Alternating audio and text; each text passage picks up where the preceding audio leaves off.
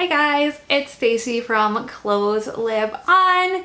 If you are new to my channel, I am a part-time reseller on Poshmark, Mercari, and eBay. Today we are discussing, does packaging on Poshmark matter? I am making this a Poshmark specific thing because I think that's where there is the idea that packaging matters the most, and that actually comes directly from Poshmark themselves. Kind of in their tips and tricks, they tell you that you should be gift wrapping and stuff.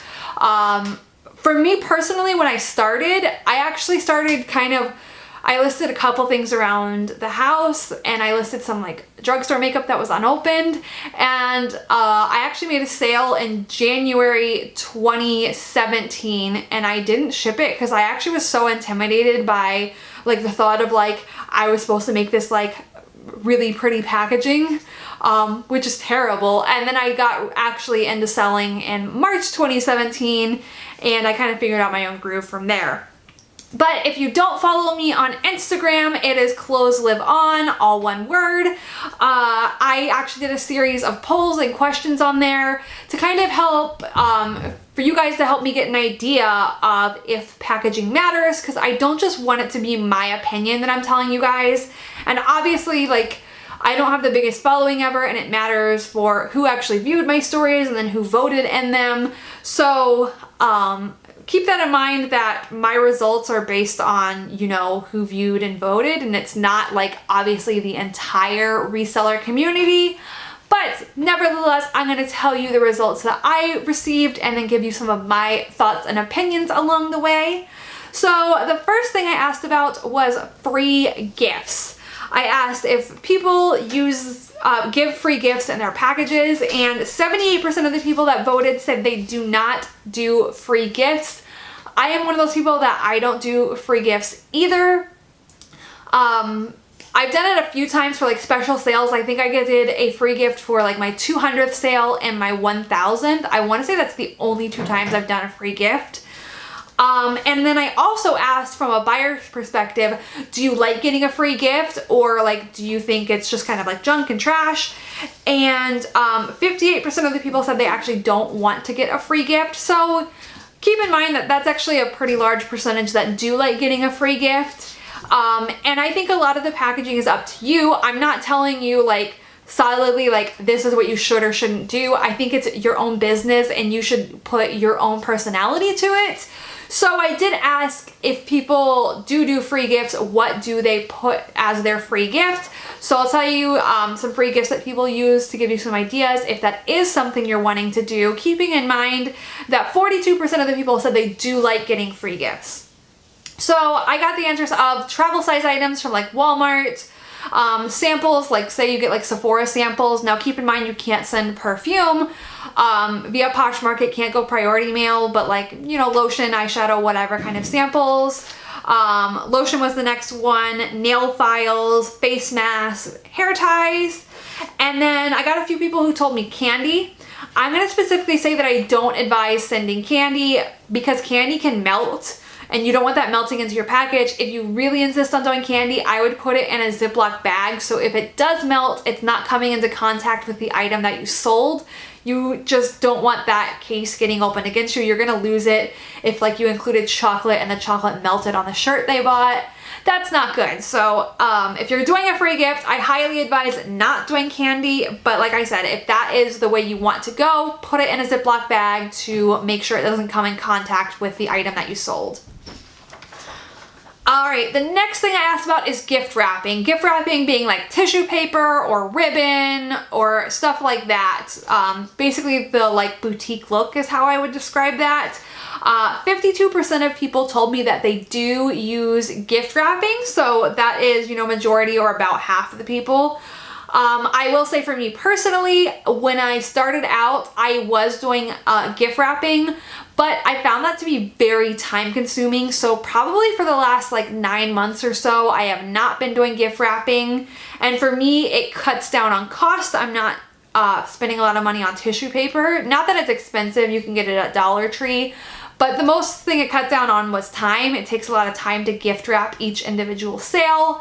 And as you start to sell in higher volumes, that time is an invaluable resource. So that's really why I stopped doing it.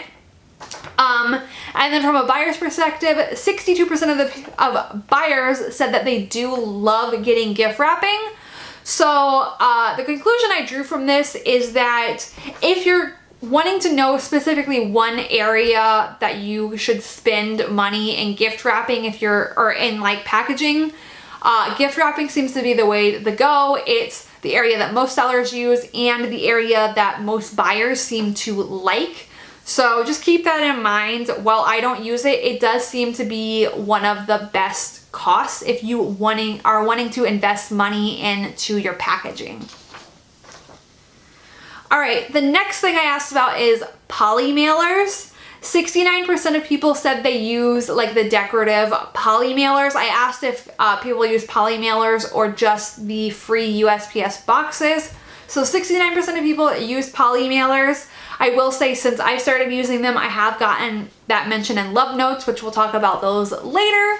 I suggest using them. I think they're not that expensive. Now, when you're starting out, it might be easier to just use the free packaging while you're getting the hang of things. But in the long run, I suggest getting just 10 by 13 poly mailers. You can get them on Amazon, on eBay. I get them from Pack and Ship. But there's a variety of places and a variety of prints, and I think they add a nice, like, cute touch to your packages. All right, next thing I asked about was thank you cards.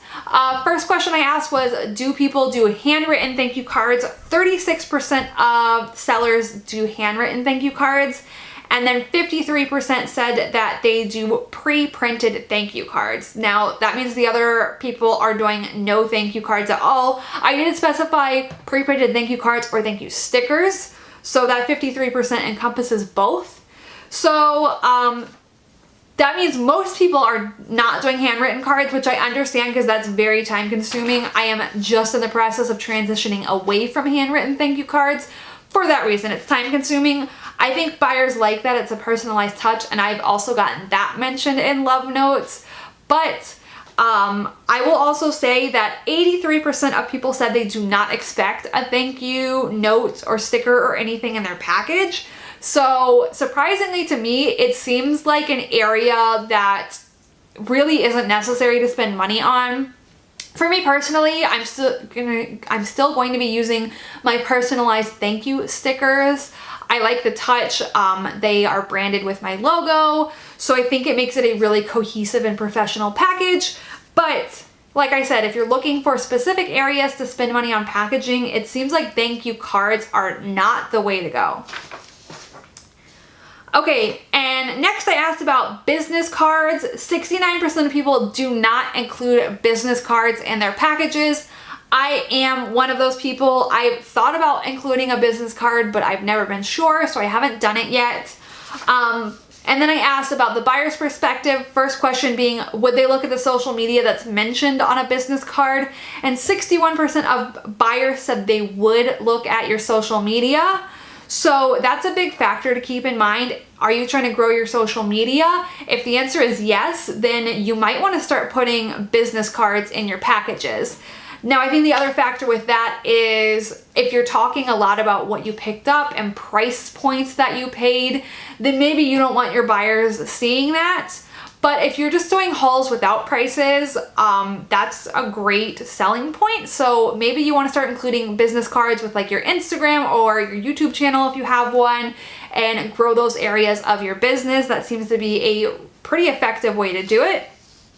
But I did also ask if the buyers would keep your business card or if they would end up throwing it away. And 56% of people said that they would throw away the business card. So keep that in mind in terms of like waste, like paper waste, that it's probably going to end up in the garbage. But you have the benefit of the buyer seems like they are pretty likely to check out the social media listed on your card. So keep that in mind, like what is most important to you. Okay, and then I asked what packaging wise people have received in love notes, like what did their buyer mention about packaging in a love note. So some of the things that were answered were cute packaging, nicely packaged. Those are kind of generic, but it still encompasses packaging. It's basically saying if you make it look pretty in some way that you might get that mentioned in your love note. People said that they've got the comment that they liked a free gift plus the business card. They liked that it was wrapped like a present, and then they've liked that it was sealed with a plastic bag. So I also wrote down for me personally what love notes have I received that mentioned packaging, and I have a lot of similar ones. I've gotten cute packaging. Specifically, people have mentioned cute poly mailers that I use. When I was doing gift wrapping, did get compliments about it being wrapped like a present and it feeling like Christmas when I got it. And then I've also gotten the comment of it was protected well with a bag. Okay, and the last thing that I want to discuss that I asked about was, have people ever deducted stars for packaging? And only 17% of people said they have deducted stars for packaging. So keep in mind, most people have not done that. But then I asked if you have, why? And I actually also got a lot of responses of they haven't, but this is what packaging wise would make them deduct stars. So the number one thing that I got response wise that would make people deduct stars was if it was thrown in a box with no protection. And similarly, one of the answers was someone did deduct a star because it was wrapped in red tissue paper and the tissue paper bled onto the item. So keep that in mind. And then someone said they would deduct stars if there was like glitter involved because they don't want to deal with that mess when they receive it. And then someone said they had a really badly damaged box. I don't know the details, so I'm assuming that it was a way that seemed like it was the buyer's fault and not USPS. So conclusions from this, I think packaging wise, a must is that you need to protect your item in some way. Put it in a bread bag, put it in a plastic bag, get the self-sealing, like professional looking bags. It should definitely be bagged in some way to protect it from tissue paper if you're using that, the elements, bags can get wet, boxes can get wet, it can get ripped open. Number one thing you can do is protect the item, so if something happens packaging wise, the item is still intact. I've gotten compliments on that too. A lot of people said that's why they would deduct stars. So just keep in mind that the number one goal is you want the item that you sold to end up in the buyer's hands in the same condition it was when you photographed it. So make sure that it's not going to get damaged in any way, and the best way to do that is to bag it in some sort of fashion. Second thing you might want to do is if you're looking for an area to spend money on packaging, gift wrapping it with like tissue paper or ribbon or something seems to be the most appreciated by buyers, the most commented on. So that's the area I'm going to tell you to go, even though it's not what I do. But like I said earlier, this is your business. I think you should run it how it works the best for you. Keep in mind cost of your packaging, the time it's taking you to do that packaging. That is a huge factor, especially with the volume of sales that you make. If you only make like a couple sales a week, then it's probably not a big deal for you to gift wrap it. But if you're making multiple sales a day, that's very time consuming to be gift wrapping each item. So yeah, I don't have like a solid thing to tell you because I think it's up to you what you want to do. But I would love to hear your thoughts in the comments down below. How do you package your item?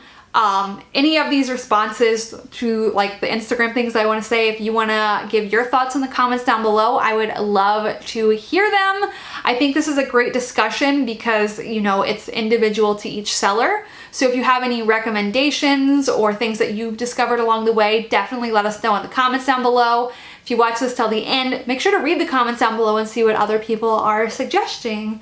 Thank you guys so much for watching. I hope you guys liked this video. If you did, please give it a thumbs up. And if you are not subscribed to this channel, please click the red button down below and subscribe so you never miss another one of my videos. You can also turn on the bell after you're subscribed so you're notified whenever I upload.